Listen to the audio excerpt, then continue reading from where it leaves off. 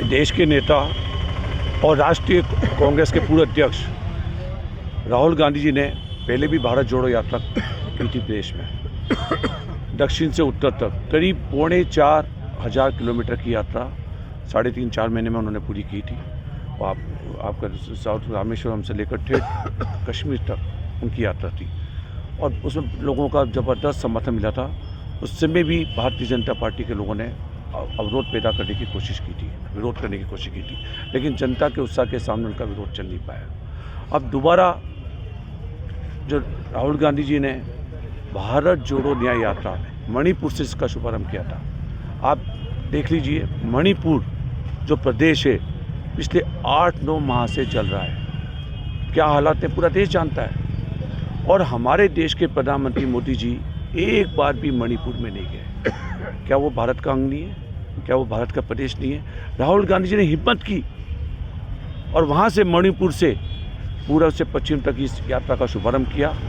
और जगह ज़बरदस्त आप देख, वहाँ जबकि गुटबाजी थी, तनाव था, आपस में झगड़े चल रहे थे, वो झगड़े शांत होकर लोगों ने ज़बरदस्त उत्साह के साथ उनका स्वागत किया। और वहाँ से होते हुए यात्रा जब कल वहाँ आसाम में पहुँची थी, राहुल गांधी जी ने, हमारे कांग्रेस के नेताओं ने एक दिन पहले ही बोल दिया था कि राहुल गांधी जी कल बहुत बड़ा दिन था। राम मंदिर, भगवान राम जी का जो है, आपको देख लीजिए आप, उसको अयोध्या में मंदिर की स्थापना हुई और पूरे देश में उत्सव का माहौल था। राहुल गांधी जी ने भी कहा कि और पूरे देश के मंदिर खुले हुए थे, सब लोगों ने जगह जगह उत्सव बनाया और दर्शन किए। असम में राहुल जी ने कहा था कि मैं ही मंदिर में जाऊंगा। उन्होंने परसों कहा था कि असम की सरकार ने बिल्कुल आपको अनुमति दी जाती है, लेकिन कल ऐन वक्त पर मंदिर की में जाने से रोक दिया गया। ये कौन सा लोकतंत्र है? ये कौन सी तानाशाह की प्रवृत्ति अपनाई सरकार ने? मंदिर के अंदर नहीं जाने दिया राहुल गांधी जी को, इतने बड़े नेता को, और मंदिर के अंदर ही नहीं जाने दिया भारतीय जनता पार्टी के लोगों ने, वहाँ की सरकार ने। वहाँ जो राहुल गांधी जी की यात्रा थी, उनकी गाड़ियों में तोड़फोड़ की गई, गाड़ियों में तोड़फोड़ करी और विरोध किया गया मतलब। तो इसकी हम तीव्र शब्दों में निंदा करते हैं और उसी के विरोध स्वरूप हमारे अखिल भारतीय कांग्रेस कमेटी के निर्देश पर पूरे देश में आज 3 घंटे का मौन सत्याग्रह रखा था। और हम लोग भी यहाँ कांग्रेस जन, सभी हमारे कांग्रेस के नेता सारे यहाँ पे उपस्थित हैं, सब लोग यहाँ पर धरना दे रहे थे। इसके पहले भी तोड़फोड़ भी की थी इन्होंने, 1-2 दिन पहले वाहनों में तोड़फोड़ भी की थी बीजेपी के जो कार्यकर्ता। कुल मिला के भारतीय जनता पार्टी बौखला रही है। जिस प्रकार से पहले जो भारत जोड़ो यात्रा में जन समर्थन मिला था और अभी जो भारत जोड़ो न्याय यात्रा में जिस प्रकार से लोगों का उत्साह हो रहा है मणिपुर से लेकर उस प्रदेशों में, उससे भारतीय जनता पार्टी ने बौखला कर इस प्रकार से स्टेप उठाए, मंदिर में जाने से रोका, गाड़ियों पे तोड़फोड़ करी और हमारे जो कांग्रेस के नेतागण हैं उनके साथ दुर्व्यवहार किया।